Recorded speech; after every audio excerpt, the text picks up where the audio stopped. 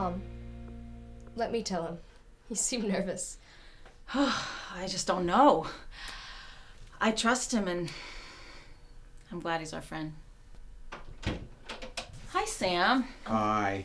So good to see you. You too.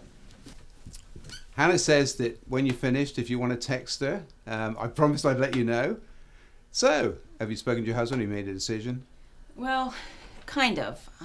We might have found something else. Go on. Well, we're thinking.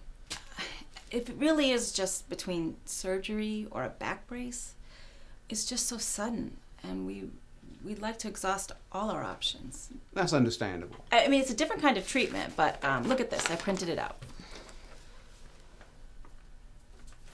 Yeah, I heard about this. I don't know them personally, but I have some colleagues who've been working with them. They're getting some positive results. Here, look at these x-rays. Have you spoken with them? No, we wanted to get your opinion first because we trust you, but we're very hopeful.